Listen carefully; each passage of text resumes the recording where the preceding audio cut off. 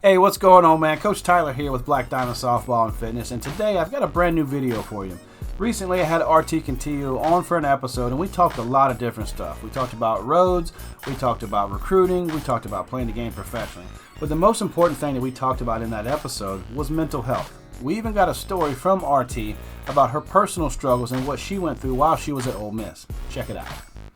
So it actually happened when I was in college, and it was my sophomore year, and I was probably just going through a sophomore slump, but it kind it kind of dominated my life. Like, I was struggling with classes and everything.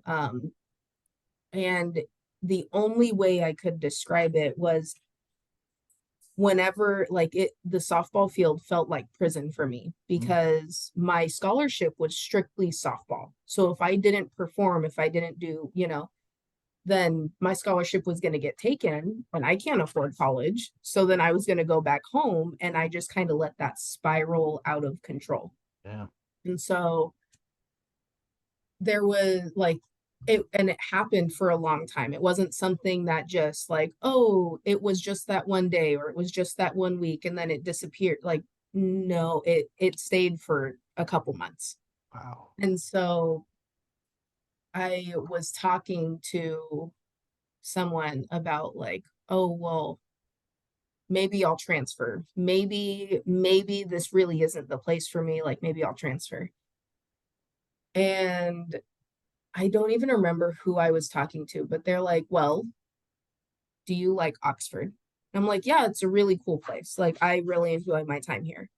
And it's close to Memphis. That's has, if Oxford doesn't have it, which Oxford was not what it was now. Like, they didn't have all those things. um, but so I'm like, Memphis is close, but I get like an actual small town, like college town feel. Mhm. And she said, okay, do you like your friends outside of softball? And I'm like, yeah, oh my gosh, I love them. They're great. Okay. Um, do you at least enjoy one or two of the classes that you've had so far? Yeah, like I do. And she goes, okay, so why are you wanting to transfer? And I'm like, I see what you did there. Like, I'm there now. Um, and so she was talking me through things, and she was like, no, like, it all stemmed from a bad grade that then, like, the domino effect, a bad grade. I got into an argument with one of my friends, and then things got a little weird. I was struggling with softball, and then it just like spiraled out of control to where I was like, maybe I'll just leave. Like, let me, I'm going somewhere else. But once I kind of like peeled some layers back, I was like, oh, have I have no problem with softball. I just didn't know how to control my emotions when I didn't do as well as I want to, or like had trained for, or anything like that. I love Oxford. I love the area. I love the people. My friends are really great. I'm really enjoying my classes. So it was a very slow, like, it was almost a reality check. Like, hey, you have to figure out how to solve this, and you have to work from the first step. So it was that career, me quitting my real job was the final, like, yeah, I don't think I couldn't see my life without softball. And you know what? There's a lot of girls that either they're in college or getting into high school, and they get to that. It almost might be like a burnout moment where it's just like Mhm. you could have a bad grade or whatever, maybe an argument, a bad couple of days at the office, and it's like, okay, well, why do I even play this game anymore? And then you start trying to look at everything, and you're just like, all right, I'm out. It's Mhm. That's a real organic feeling that a lot of girls. I hope more and more they're able to talk about it. Right. From your experience, it's like, look, it's not as bad as you think. Just take a step back and reassess everything that's going on and see if it is truly that bad. Now, if it is, of course, you got to take your proper steps, but Right. kind of get out of the situation a little bit. That's big. Mhm. I'm glad you mentioned that. So Yeah, it's, I mean, I have no, I talk about it often because when people talk about burnout or like they're not sure about softball anymore, I'm like, okay, well, why? What's really going on? Like what's really happening? Without, because I'm not a therapist. I'm not trying to be a therapist, but so my little sister one time, she was playing for Grand Canyon and she's like, you know what? I think I'm depressed. And of course that's like a huge like, whoa, hold on. Um, and so I'm like, okay, well, what happened? What's going on? And she kind of broke it down for me, and I'm like, okay, things are going to happen, whether it's softball, school, family, relationship, anything. Things are going to happen that are going to upset you. And when they upset you, you have to let yourself feel it and acknowledge it. But if you just kind of let yourself sulk in that, like, this isn't great, and seep into other aspects of your life, then yeah, I've been there. And it's a long way back if you don't stop that trickle effect early enough.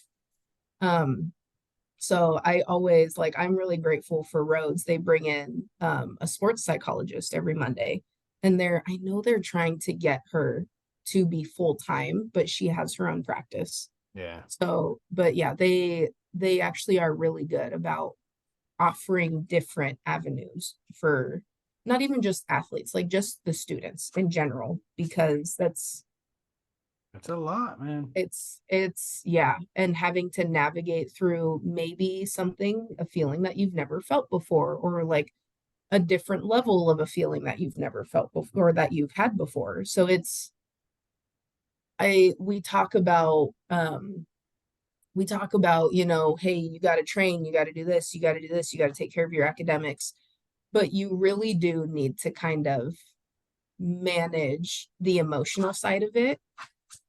And then once you do that, honestly, it makes you a better athlete too. Like I couldn't tell you how much that helped me after once I figured it out, where I was mentally in a good place.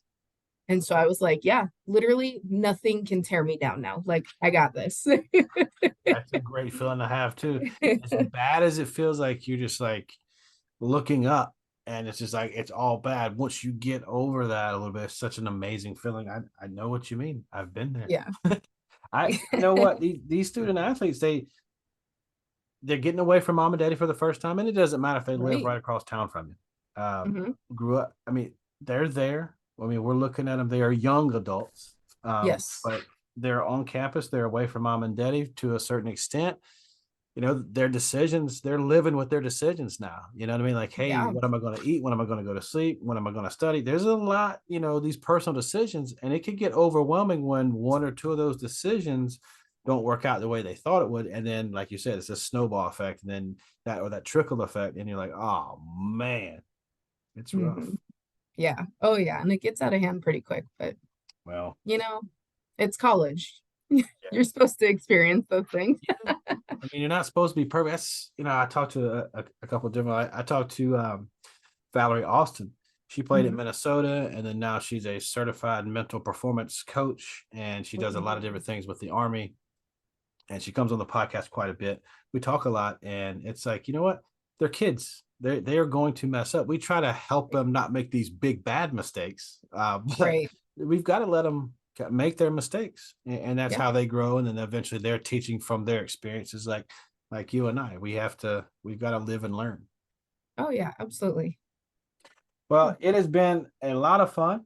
I've kept you on here longer than I told you I would. So I do appreciate you coming on here. I would love to have you on in the future again, maybe during the season if you have a few minutes, or after the season, oh I'd like yeah. to talk to you about how everything kind of went. Cool. Yeah. Yeah. Thanks for having me on. I really appreciate it. All right, so that's going to do it for this episode. Big time shout out to RT for coming on here and really peeling back the layers a little bit and letting us know what it's like to go through the mental stuff that she went through. Everybody goes through it at some capacity. Whether you're 80 years old, 40 years old, or 10 years old, at some point you're going to deal with some stuff in life that you don't really know how to get out of there. If you need help with this, please seek guidance. If you know someone struggling with their mental health and maybe even depression, reach out, see what you can do for them. If you know someone that maybe like this kind of stuff, please share it with them. And if you share it with a friend, be sure you tell them you love them.